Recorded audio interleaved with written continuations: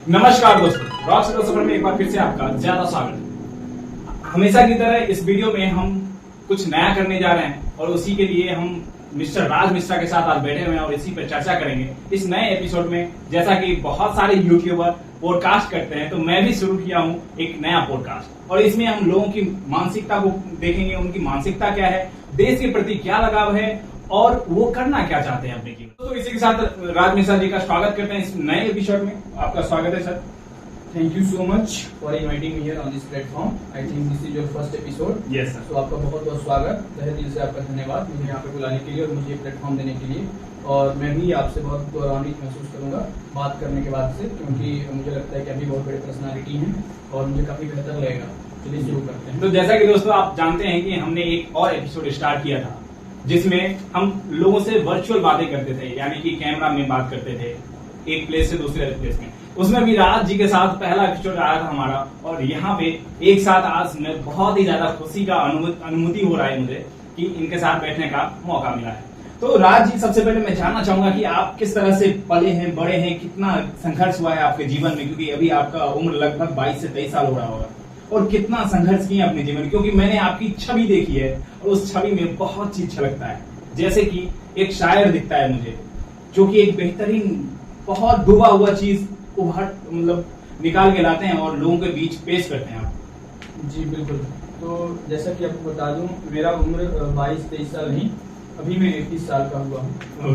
तो मैं इसको थोड़ा सा शुद्ध करना चाह रहा था और अभी ये शुद्ध करने के बाद अगले पड़ाव पे अगर हम चले, और जब भी मेरे जीवन की अगर आप बात करें कि मैं जब शिशु से और इस युवावस्था में जब तक पहुंचा हूं तो मेरे क्या संघर्ष रहे हैं। अभी तो मैं एक ऐसा कोई व्यक्तित्व या फिर व्यक्ति नहीं बन चुका हूं जो मैं अपने संघर्षों के बारे में बहुत अच्छे तरीके से बताऊं, बट हाँ, संघर्ष की बातें जब मैं करूं तो मेरे दिमाग में जो विजुअल्स छप जाते हैं पहले, वो जो दिखाई देते हैं, वो मुझे 2 ही 4 संघर्ष मेरे जीवन में जो मुझे लगता है कि वो बहुत बड़े हैं, वो विशाल हैं मेरे जीवन में और उन्होंने मुझे काफी चीजें सिखाई हैं। संघर्ष तो व्यक्ति हर रोज कर रहा है, बट वो संघर्ष सबसे बेहतर है जो उसको कुछ न कुछ सिखा कर जाए। और मैं अपने इस दीर्घकालिक समय में, और जब तक मैं बिता चुका हूँ ये समय 21 वर्ष में, इस 21 वर्ष में मुझे जहाँ तक मेरे दिमाग सोच पा रहा है, ऐसे 2-4 ही विजुअल्स हैं जो मुझे बहुत अच्छे पैमाने पे कुछ न कुछ सिखा कर गए।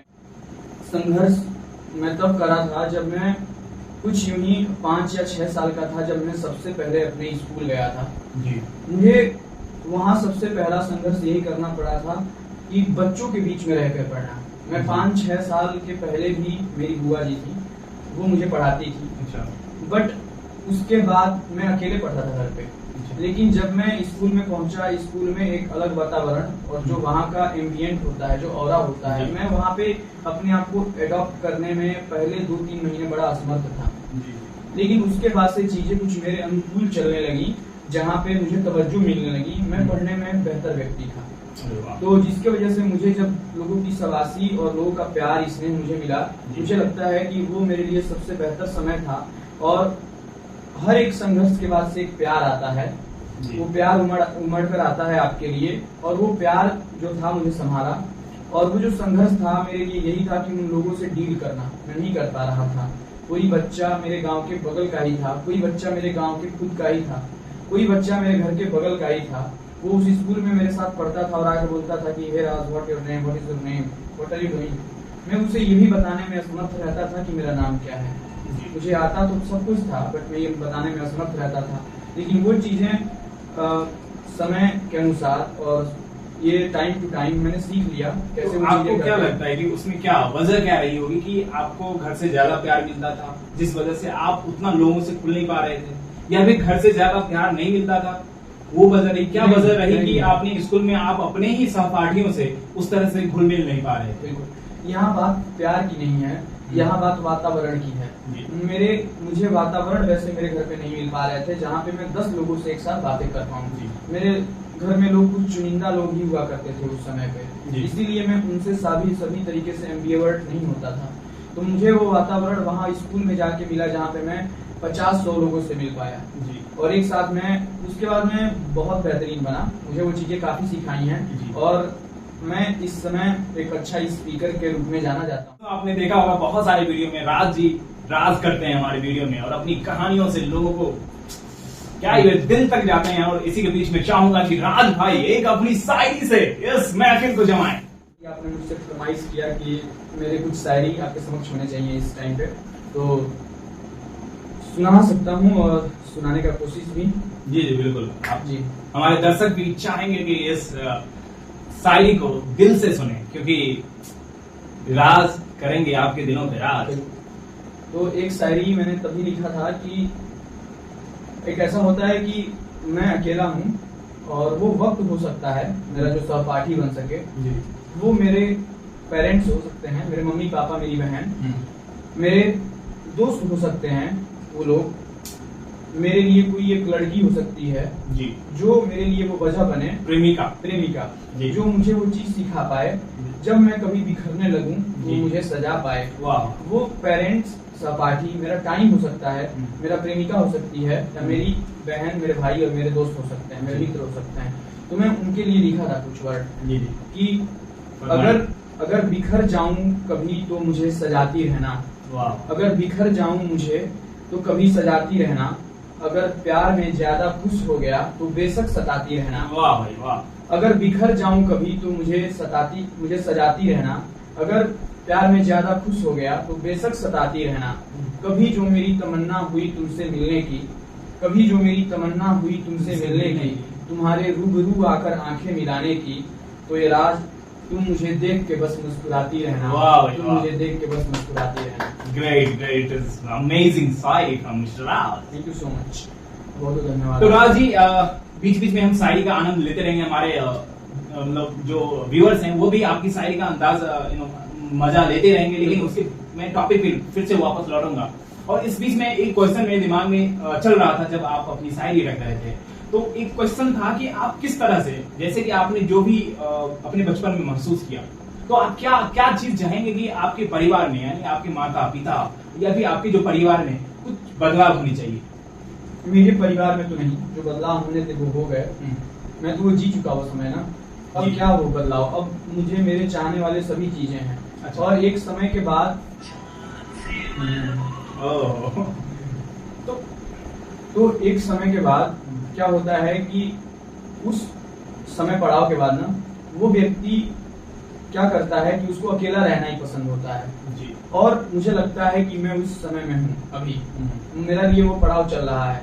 लेकिन जब मुझे लोगों की जरूरत थी, जिस समय की मैं बात कर रहा था, जिसकी वजह से मुझे संघर्ष करना पड़ा, मैं चाहता हूँ कि I am requesting to all of the people who are watching this video at this time, कि आपके घर में अगर कोई बच्चा हो या फिर अगर आप खुद बच्चे हैं, तो अगर आप हैं तो आप अकेले रहने से पहले 15-16 साल तक, जब तक कि आपकी उम्र हो 15-16 साल के पहले आप भरपूर कोशिश करें कि आप 1000 लोगों में रहें, आप 100 लोगों में रहें।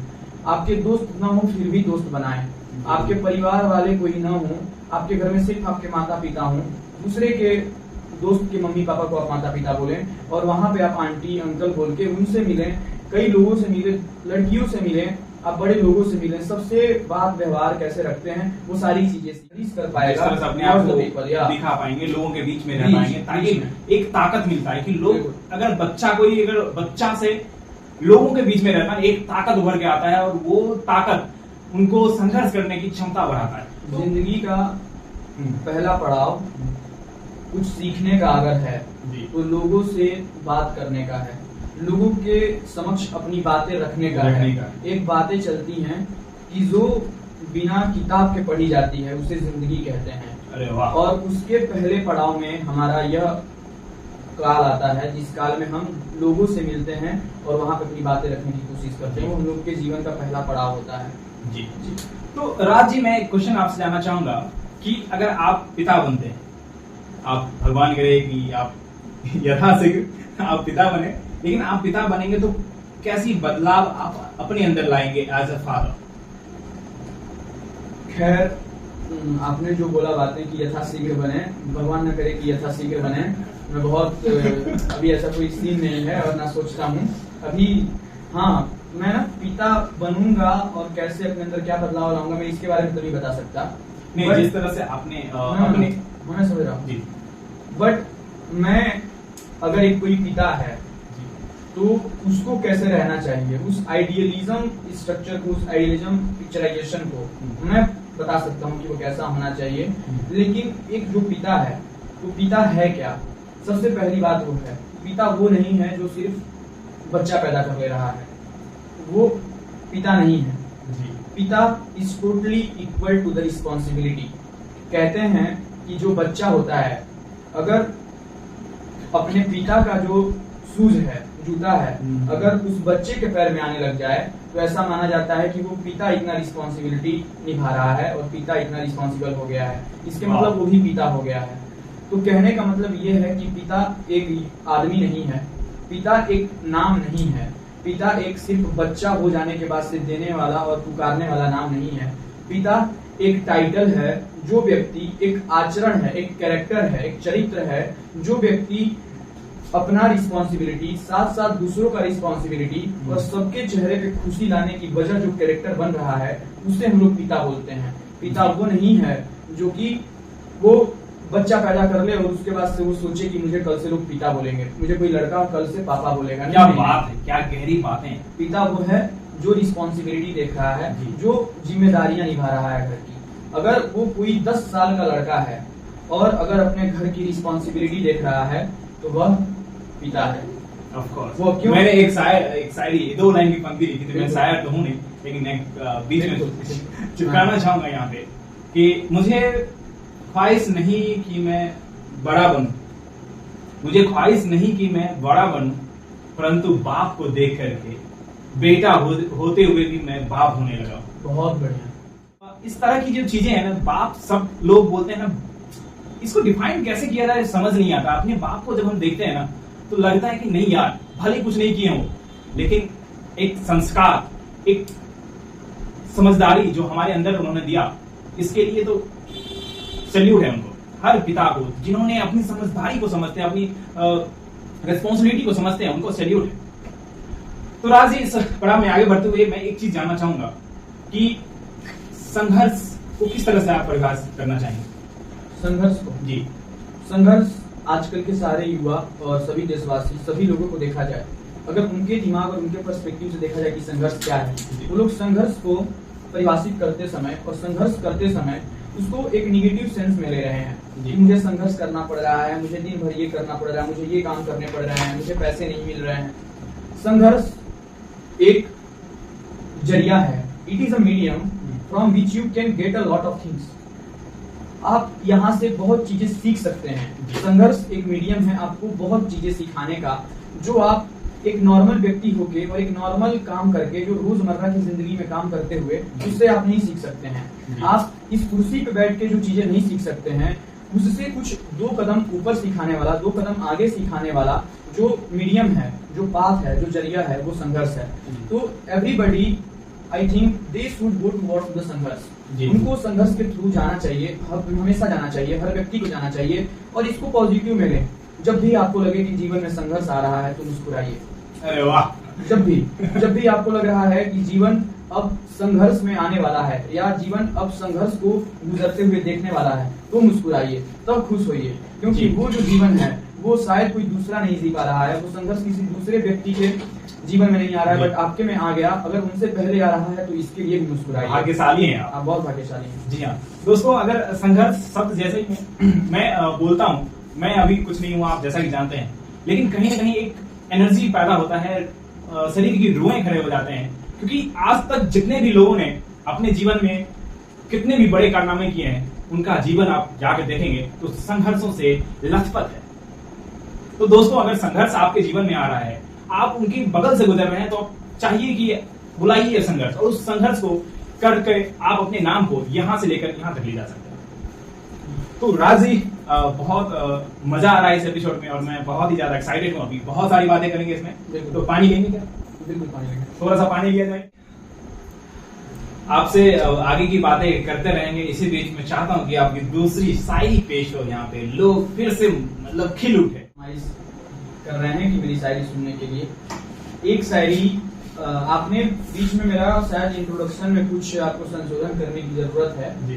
आपने बीच में बोला था, मतलब शुरुआत में ही, कि मैं बहुत खुश मिजाज व्यक्ति हूँ। मुझे लोग अगर मेरी ये बातें सुनेंगे और मेरे इस पॉडकास्ट से अगर गुजरेंगे और मेरी शायरियों पे अगर ध्यान दिए तो मुझे बिल्कुल नहीं कहने वाले हैं कि मैं खुश मिजाज व्यक्ति हूँ। वो लोग कहने वाले हैं कि मैं बहुत सैड व्यक्ति हूँ, बहुत दुखी व्यक्ति हूँ। वो ऐसा लगेगा उनको कि कोई मेरी प्रेमिका मुझे छोड़ के चली गई है। मैं वो क्वेश्चन पूछने ही वाला था कि आपके पास करेंगे प्रेमिका है, आगे क्लियर करते हैं, इसको करते हैं। करते हैं। सबसे पहले उनकी फरमाइश पे एक शायरी सुनाते हैं और आप लोगों की तवज्जो और आपको भी तवज्जो मैं चाहूंगा कि आप सुनिए। शायरी कुछ इस प्रकार है और शायरी उस एक व्यक्ति के लिए लिखा हुआ है। मुझे लगता है कि वो मेरे लिए बहुत जरूरी है और कोई भी हो सकता है वो जरूरी, और वही वाले बातें कि जिसके बिना आप जी ना सकें, जिसके बिना वो रातें आपको भाए ना। तो मैं उसमें शायरी कुछ पिरोया हूँ और लिखा हूँ इस तरीके से कि जिन रातों में तू नहीं वो रात आवारा है मुझे। क्या बात। जिन रातों में तुम नहीं वो रात आवारा है मुझे, तू मेरे लिए सूरज और चांद सितारा है मुझे। जिन रातों में तुम नहीं वो रात आवारा है मुझे, तू मेरे लिए सूरज चांद सितारा है मुझे। अगर सबने साथ छोड़ भी दिया, अगर सबने साथ छोड़ भी दिया, फिर भी तू सहारा है मुझे। क्या बात। इस शायर ए राज को अपनी कुछ तारीफ तो करने दे, इस शायर ए राज को अपनी कुछ तारीफ तो करने दे। तुम्हें पता नहीं तू सारे का सारा है मुझे, सारे का सारा है मुझे। क्या बात है, क्या बात। बहुत धन्यवाद। आपकी शायरी मजा आ जाता है। अगर किसी बंदा ने कभी प्यार किया हो, प्रेम इश्क मोहब्बत, ये कहीं ना कहीं कुछ अंतर है तीनों शब्दों में, लेकिन जो इश्क होता है अगर किसी ने किया हो ना तो आपकी बातों से वो लहू लहान हो सकते हैं। But by the way let me clear one thing, मैंने इश्क नहीं किया है। मैं कभी प्यार नहीं किया। आपको देख के लगता नहीं कि प्रेमिका नहीं होगी आपकी। बिल्कुल नहीं है। क्या है, मतलब बताइए प्रेमिका। अच्छा, जब भी आप इसकी बातें करते हैं और खैर हम लोग इसके पहले भी मिल चुके हैं, इस पॉडकास्ट के पहले, और मुझे लगता है 4-5 दफा मिल पाए होंगे हम लोग। आपने उन 4-5 दफा में मुझे एक क्वेश्चन लगातार करते हुए मैं आपको सुना हूँ कि ये इतनी गहरी शायरी और ये शब्द पिरोने का आपके पास ये रीजन या फिर इसका जो ओरिजिन है वो कहाँ से आया? क्या आपको कोई लड़की धोखा दे गई है? क्या आपकी कोई प्रेमिका है? ये आप मुझसे हमेशा पूछते हुए आए हैं और मैं आज आपके साथ साथ और ये जो ऑडियंस मुझे सुन रही है मैं उनको भी क्लियर कर देना चाहता हूँ। मेरी प्रेमिका कोई नहीं रही है। मैं ये मुस्कुराते हुए बता रहा हूँ, इसका मतलब बिल्कुल भी नहीं है कि मैं झूठ बोल रहा हूँ। मैं प्रेमिका बताता हूँ एक बात कि मुझे ऐसा लगता है कि जो प्रेमिका है वो आपके अंदर है हमेशा, वो मेरे अंदर भी है। प्रेमिका भी एक कैरेक्टर है। प्रेमिका कोई व्यक्ति नहीं है, प्रेमिका कोई चित्र नहीं है, प्रेमिका कोई भाव नहीं है, बल्कि प्रेमिका एक चरित्र है। तो प्रेमिका एक होता है प्रेमी और एक होता है प्रेमिका। वो हम दोनों लोगों के भीतर निहित है। इसको हम स्त्रीलिंग और पुल्लिंग में जो बांट देते हैं, ये हम लोग की सबसे बड़ी गलती है कि अगर कोई लड़की किसी लड़के के लिए जानी जाती है तो उसको हम लोग प्रेमिका बोलते हैं, और कोई लड़का अगर किसी लड़की के लिए प्यार में जाना जाता है तो उसे हम लोग प्रेमी बोलते हैं। But the thing is not like that. मैं बताना चाहता हूँ कि प्रेमी और प्रेमिका यह दोनों जरूरी हैं कि आपके अंदर ही निहित रहें, आपके भीतर ही रहें, क्योंकि यह जीवन जो चल रहा है, जो बीत रहा है, इस जीवन में आपको प्रेमी और प्रेमिका दोनों बनने की जरूरत है। क्योंकि क्या हो कि अगर आपका नाम प्रशांत है, प्रशांत आज के 5 साल बाद अगर पिता बने और आपकी एक लड़की हो, आपका एक लड़का हो, क्या आप उन दोनों लड़कों के लिए अलग अलग चीज हो सकते हैं? या किसी एक और प्रशांत को लाएंगे जो आपकी बेटी के लिए प्रेमी होगा और आपके लड़के के लिए आप प्रेमिका होंगे? क्या ऐसे हो सकता है? बिल्कुल नहीं। तो प्रेमी और प्रेमिका ये दोनों कैरेक्टर है। इसे चाहिए कि हर व्यक्ति अपने अंदर इस प्रेमी और प्रेमिका को निहित रखे कि अगर कल को किसी लड़की से बात करना पड़े तो उसके लिए वो प्रेमी बन के बात करे, किसी लड़का से बात करना पड़े तो वो प्रेमिका बन के बात करे। और यह समय और यह शब्द प्रेमी और प्रेमिका यह बहुत सूक्ष्म है, बहुत पवित्र वर्ड है, बहुत पवित्र शब्द है। मैं इसको अन्यथा में नहीं ले रहा। मैं इसीलिए प्रेमिका शब्द का प्रयोग किया ना, क्योंकि जब हम प्रेमिका बोलते हैं तो एक शुद्ध कहीं ना कहीं हमारे अंदर से एनर्जी निकलती है, वो स्नेह की भावना दिखाई देती है। और मैं ये जो शायरी लिख रहा हूँ, मेरे पास कोई एक इंडिविजुअल व्यक्ति नहीं है। मुझे लगता है कि मेरे लिए ये कैरेक्टर जो मैंने बताया कि प्रेमी और प्रेमिका, ये दोनों मेरे अंदर निहित है और मैं बस इसी को आप सभी के सामने लिखता हूँ। ये मेरा कैरेक्टर है, ये मेरे पास कोई एक ऐसा व्यक्ति और कोई ऐसा इंडिविजुअल नहीं है, ना कोई ऐसा भाव है जिसकी वजह से मैं लिख रहा हूँ। ये मेरा कैरेक्टर है जिसकी वजह से मैं ये लिख रहा हूँ। मेरे अंदर प्रेमी और प्रेमिका दोनों है। वाह क्या बात। तो साथियों, मैंने कई दफा इनसे बात करने की कोशिश करी, क्योंकि इनके जो शब्द हैं बहुत ही गहरे हैं और कभी कभी मुझे लगता है कि शायद तो होगा प्रेमिका इनके पास, लेकिन हर दफा इन्होंने यह कह के नकार दिया कि मैं एक कैरेक्टर हूं और मैं चाहता हूं कि उस तरह से जीना जो ये लिखते हैं। तो देखते हैं, मैं बहुत कोशिश करता हूं कि राज भाई अगर है तो बताओ कभी, हम भी जाने, लेकिन हर दफा मुस्कुरा के यही प्यारी सी झूठ बोल जाते हैं। तो दोस्तों इस चीज में हम आगे बढ़ते रहेंगे और राज भाई की शायरी तो लाजवाब है और वो भी जानते रहेंगे। तो वही थोड़ा सा हम लोग अलग दृष्टिकोण से किसी चीज पे बात करते हैं। तो राज भाई, मैं आपसे जानना चाहूंगा कि शायद आप जानते होंगे, प्रशांत मेरा नाम लिया आपने, तो मेरे नाम से एक बहुत ही अद्भुत व्यक्ति अभी भारत में है और वो जो कार्य कर रहे हैं जिनका कोई मतलब जो हम देख सकते हैं, हम समझ सकते हैं, शायद एक आम इंसान समझ नहीं सकता। तो उनके बारे में बात करना चाहूंगा कि कैसे लोगों को उनके राहों पे उनकी, अगर जैसा कि हम पिता और पुत्र की हम एक उदाहरण लेते हैं, तो पिता के पास कहीं ना कहीं ज्यादा अनुभव होता है और पुत्र उनसे सीखते हैं, उनको फॉलो करते हैं। तो उसी तरह से मैं नाम आप शायद जान चुके होंगे कि मैं किनके बारे में बात करना चाहता हूँ, आचार्य प्रशांत। और ये नाम एक बहुत मैं बोलूं कि विश्वविद्यालय तो वो भी कम पड़ सकता है, ये नाम ही नहीं, विश्वविद्यालय से भी ज्यादा ऊंची चीज है। तो आपसे जानना चाहूंगा कि क्या उनको लोग समझ रहे हैं आज के दौर में, और उनको समझना चाहिए कि नहीं समझना चाहिए, आप इस पे प्रकाश डालें। सबसे पहले तो मैं एक बात बहुत अच्छी तरीके से क्लियर कर देना चाहता हूँ।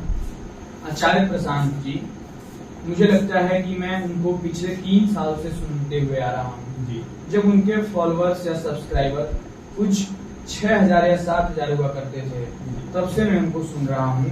आज वो एशिया के सबसे बड़े सब्सक्राइबर वाले व्यक्ति बन गए हैं जी। वो उनको व्यक्ति ना ही बोला जाए तो बेहतर है जी।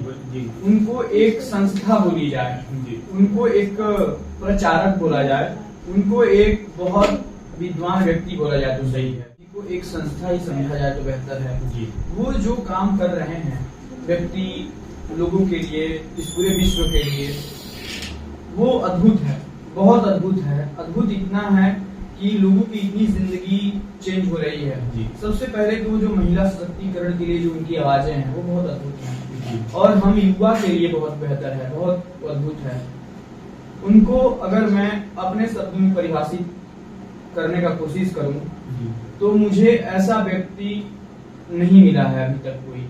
अगर मिला भी है तो मेरे सोच का नहीं मिला है। मैं उनसे काफी कनेक्ट कर पाता हूँ और मैं बहुत जल्द ही जो वो वेदांत को वो जिस तरीके से पढ़ाते हैं, जो गीता उनके सत्र चलते हैं, जो अभी नवरात्र में दुर्गा सप्तशती पढ़ा रहे थे, मुझे वो बहुत बेहतर लगते हैं। उन सभी चीजों की वजह से जो जिंदगी में बदलाव आ रहे हैं लोगों के, वो अकथनीय है जी। वो डिफाइन नहीं कर सकता है कोई, बहुत अच्छे तरीके से। और वो व्यक्ति जो कर रहा है काम लोगों के लिए, वो अद्भुत है, बहुत अद्भुत है। और मैं तो उनको तहे दिल से और बहुत दंडवत प्रणाम करता हूँ यहाँ से। हमारा भी प्रणाम स्वीकार किया जाए। तो मैं एक और भी बात करना चाहूंगा, क्योंकि मैंने उनकी बहुत सारी नहीं वीडियो, बल्कि मैंने कुछ वीडियो देखे हैं जिनमें उन्होंने बहुत बारीकी से हर चीजों को बहुत ही तरीके से वो बताते हैं लोगों के बीच, ताकि जैसे कि मैंने एक बार वीडियो देखा था, वो शारीरिक संबंध के ऊपर उन्होंने वीडियो बनाया था कि वहां पे उन्होंने बताया कि लोग आजकल क्या कर रहे हैं। लोग जा रहे हैं, जॉब कर रहे हैं 9 to 5, उसके बाद आते हैं अपने घर में जानवरों की तरह नोचते हैं, खाते हैं, उसका फिर सो जाते हैं, फिर सुबह वही जीवन चक्र चल रहा है। तो कहीं ना कहीं क्या, अगर मैं बोला जाऊं, हमें अगर समझा जाए, क्योंकि हम लोग अभी यूथ हैं और इस चीज को समझना बेहद ही जरूरी है कि हम क्या कर रहे हैं अपने जीवन में, और उसको कहीं ना कहीं हम अपने उस तरह से सुधारने की कोशिश करें। क्योंकि देखिए, हम हैं या आप हैं, कहीं ना कहीं कुछ चीजें हमारे दिमाग में गलत भी आ जाती हैं, जिन्हें हमें लगता है कि ये सही है और हमें करना चाहिए, लेकिन एट द एंड उसका रिजल्ट क्या है और उसका प्रभाव क्या पड़ता है हमारे जीवन में, इसको बेहद जरूरी है जानना। बिल्कुल जी, तो उस पर थोड़ा सा बताइए कि हम युवा को उनसे शिक्षा लेकर के किस तरह से अपने आप को अपने अंदर बदलाव करना चाहिए।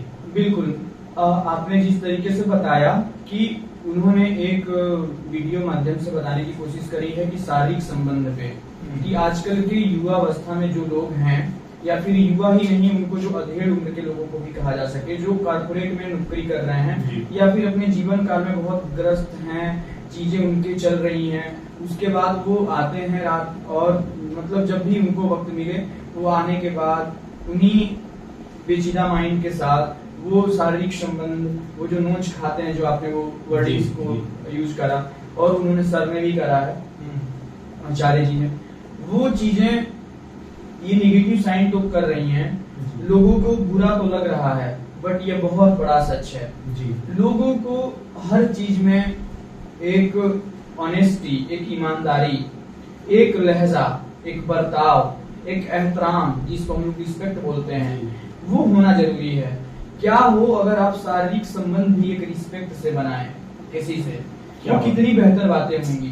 आपसे कोई बातें कर रहा है, आप उसमें उससे जो है क्या कर रहे हैं, बातें क्या हैं, एक आपके ऊपरे और ऊपरे मन से बातें करने की बातें हैं, बातें सिर्फ आपके ऊपर तक लग रही हैं, बट आप शारीरिक संबंध में उस लोग के कहां कहां तक पहुंच रहे हैं, और उसके बावजूद आप उस व्यक्ति, जहां पे सबसे बड़ी ईमानदारी और रिस्पेक्ट की जरूरत है, आप वहां पे वो चीज नहीं कर रहे हैं, बल्कि आप स्टेटस बना रहे हैं, आप पैसा दिखा रहे हैं, आप वहां पे जो है रिस्पेक्ट और ऐसी भावना रख रहे हैं कि मुझे ईमानदारी मिले, मुझे रिस्पेक्ट मिले। ये बिल्कुल फेयर नहीं है।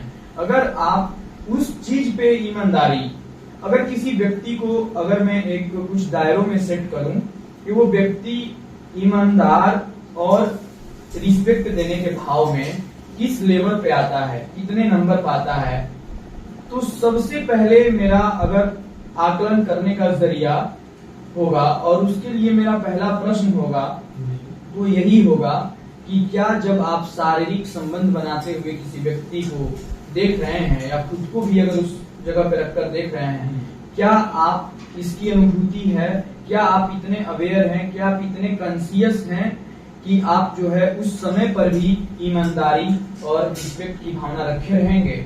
अगर वो बोलता है हाँ, और अगर करता भी है, तो बोलना ही कह देना सही नहीं है, करके दिखाना सही है। अगर वो उस वक्त और उस जगह, उस समय पर भी अगर वो ईमानदारी और रिस्पेक्ट की भावना लिए पहुंचता है, मुझे वही बेहतर इंसान दिखाई देगा इस पैमाने पे। बहुत खूबसूरत जवाब यहाँ पे आपके द्वारा। कहीं ना कहीं ये चीज देखने की जरूरत है, जैसा कि अभी कुछ वक्त पहले आप एक वीडियो दिखा रहे थे जिसमें कहा गया था कि हमारे देश में सिगरेट जो है खुलेआम बिकता है, और कुछ जो हम उस चीज को भी खुलेआम बेचना चाहिए, जो हमारा कंजर्वेटिव माइंड है, उसके कारण हम कुछ चीजों को प्रमोट नहीं कर पाते। यार ये लड़कियां यूज करती है और ये लेडीज यूज करती है, हम इसको कैसे दिखाएंगे, हम सेक्स पे कैसे बात करेंगे, क्यों ना बात करें। आपका क्या कहना है इस पे? मेरा कहना बिल्कुल ही सटीक एक बात यह है कि लोग जिसपे यह लिखा हुआ है कि धूम्रपान निषेध है, लोगों के हजारों मरने का कारण है, हजारों लोगों के मरने का, लाखों लोगों के मरने का कारण है। लोग ऐसा नहीं है कि कभी 100 सदियों को 100 साल बाद मरते होंगे, एक सदी में 1000 लोग मरते होंगे। जहां रोज मरते हुए लोग दिखाई दे रहे हैं, उसके कारण हम उस चीज को इतने खुलेआम और उसमें हम लोग कूल दिख रहे हैं। आजकल के युवा अवस्था में एक चीजें चल पड़ी हैं, जहां लोग सिगरेट पी रहे हैं ऐसे करके, और जिस वो भाव से पी रहे हैं, वो उनके बाद वो कूल दिख रहे हैं। वो कह रहे हैं कि यार मैं पढ़ते पढ़ते बहुत टेंस्ड हो गया, मैं काम करते करते बहुत टेंशनलाइज हो गया, मुझे सिगरेट लाओ, मुझे सिगरेट पीना है। उन्हें कोई किताब नहीं पढ़ना है, उन्हें कोई योगा नहीं करना है, उन्हें कोई जिम नहीं जाना है, उन्हें कोई गेम नहीं खेलना है, बल्कि उन्हें एक ही जगह पे बैठ के सिगरेट पीना है और अपने दिमाग को टेंशनलाइज से हटाना है। वो ये करना चाह रहे हैं। ये बहुत बेकार बातें हैं। जब बातें हम लोग खुल के किस पे बातें करनी चाहिए अगर उस पे आए, मैं आपको वही वीडियोस दिखा रहा था जिसमें बातें इस चीज की हो रही थी कि अगर जो लड़कियां हैं वो पैड्स लेने जाती हैं तो वो उसको एक ब्लैक पॉलीथीन में लेकर आती हैं, और वहीं अगर कोई एक बंदा सिगरेट या शराब या दारू लेने जा रहा है या फिर कोई भी टोबैको लेने जा रहा है तो वो एकदम रोड पे वो खाते हुए भी बहुत टशन में आ रहा है, वो पीते हुए भी, वो एक पिक्चर में भी दिखाया जा रहा है। बल्कि एक पैडमैन को बहुत, पैडमैन नाम की एक पिक्चर आई अक्षय कुमार की, उसको पहले बड़ा बेकार तरीके से दिखाया गया कि अरे ये पैड के बारे में बताएगा क्या। बट इवन उस एक पिक्चर को अगर छोड़ दिया जाए, एक मूवी को छोड़ दिया जाए, एनी सिंगल मूवी नहीं बना है आज तक जिसमें कोई भी हीरोइन, कोई भी जो अभिनेत्री है वो जाकर दुकान से पैड खरीद रही है और उसके पीरियड्स पेन हो रहे हैं, इसके बारे में ये बातें चल रही हैं। ऐसा बिल्कुल नहीं हो रहा है। तो ये तो हमारे समाज का कल्चर है, मतलब यही बताया जा रहा है हमारे समाज में, यही दिखाया जा रहा है। मूवीज को, पिक्चर को हमारे समाज का आईना माना जाता है। अगर समाज के आईने में ही यह परिस्थितियों को बेकार दिखाया जाएगा तो फिर क्या ही चरित्र पड़ेगा और क्या ही उसका आचरण लोगों पे पड़ेगा। और वहीं से दिमाग जो है डाइवर्ट होने की कोशिश हो रही है, जिसकी वजह से लोगों में भी यह दिमाग अभी तक भरा पड़ा है। वो वहां पे शराब एक नए नए डिजाइन में पीते हुए दिखाई दे रहे हैं। अगर पिक्चर एनिमल की बात की जाए तो वहां पे बॉबी देओल जो एक अबरार के रूप में उनका नाम उनको दिया गया है, वो एक अपने सर पर ग्लास रख के शराब की और वो डांस करते हुए आ रहे हैं और वो लोगों के लिए बहुत कूल डांस है। लोग उसके बाद जो कई लोग शराब नहीं पीते तो पीना शुरू करे हैं और अपने सर पर रख के ऐसे नाचने लगे हैं।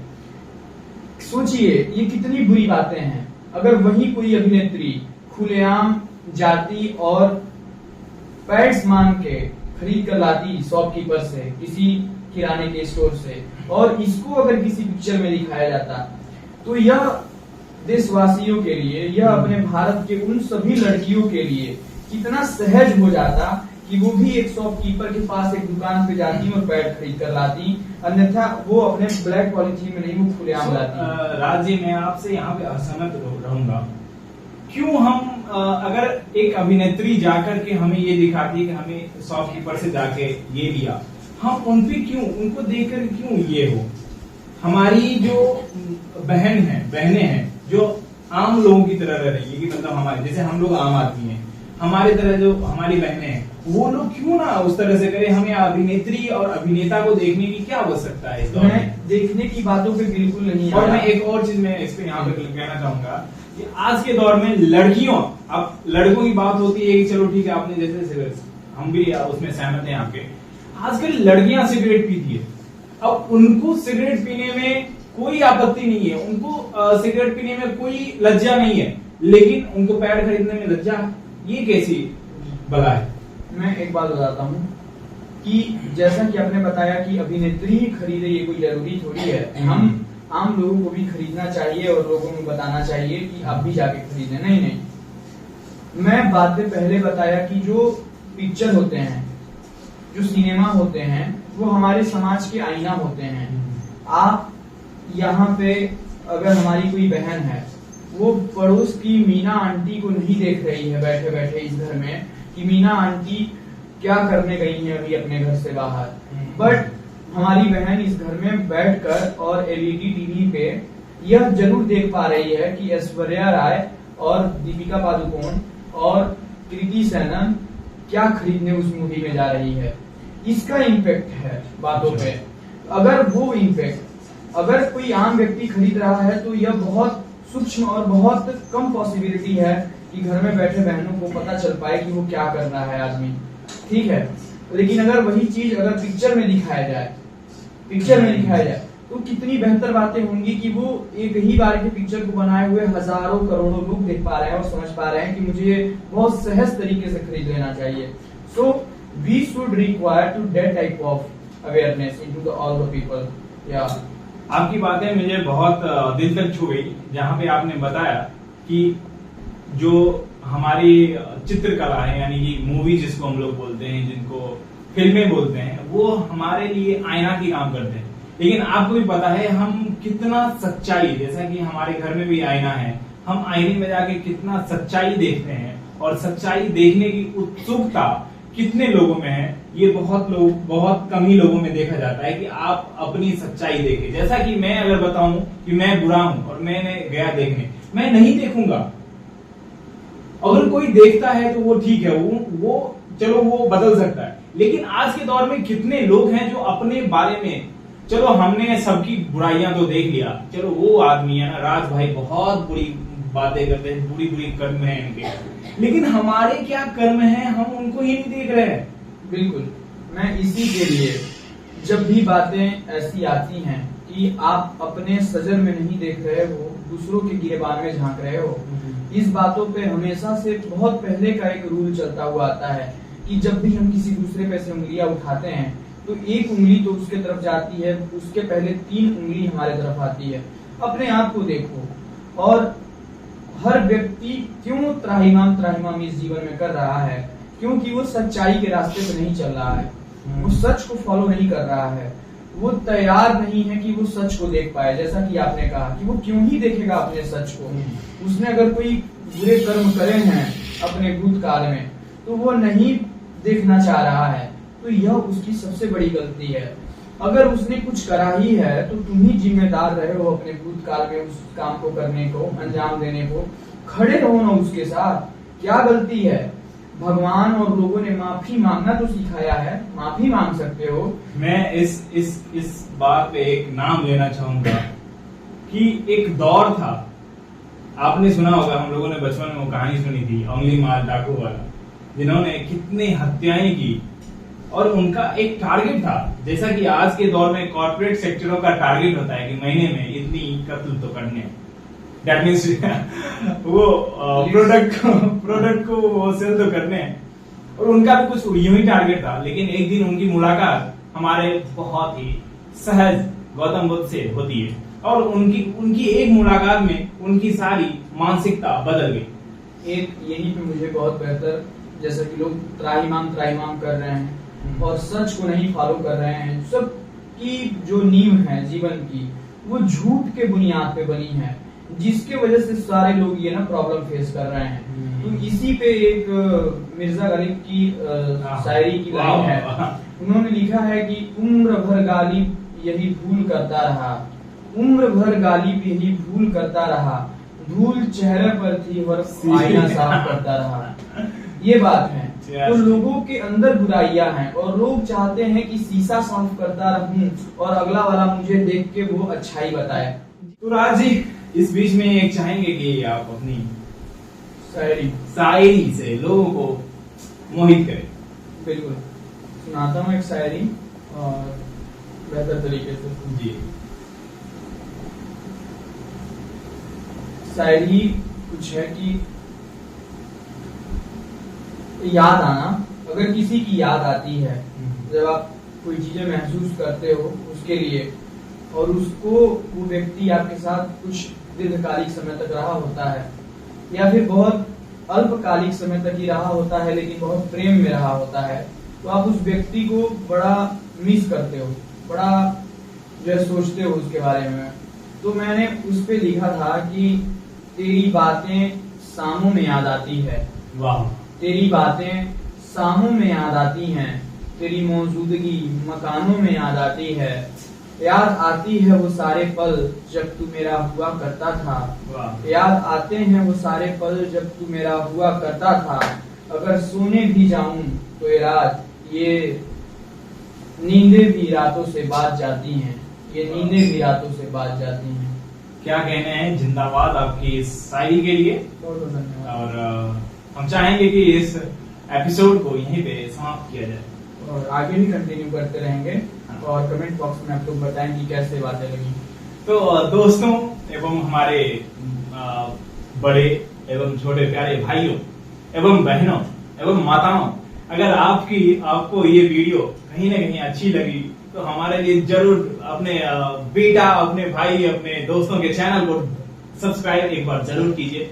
और हम लोग चाहेंगे कि इस तरह की वीडियो काफी आते रहे और हम लोग खुलकर बात करेंगे बहुत सारी चीजों पे। आज हमारा पहला दिन था तो कहीं ना कहीं हम लोग उतने खुल के बात नहीं कर पाए, लेकिन मैं इस चीज के लिए आपको कहना चाहूंगा कि बहुत ही खुलकर बात करेंगे, हर चीजों पे बात करेंगे और आप भी बहुत कुछ इस वीडियो, इस पॉडकास्ट से सीख सकते हैं। तो दोस्तों, मैं इसी के साथ आपका बहुत बहुत धन्यवाद करना चाहूंगा। आपने इस वीडियो को अंत तक देखा। थैंक यू सो मच और बाय बाय, टेक केयर। मिलते हैं आपसे अगले bye, take care. Bye guys, take care and tell me what is your problem and what have you studied, what have you taught, what have you learned from this all to the podcast, and please do comment in the comment box guys. Press the bell icon and do the subscribe. Just go ahead.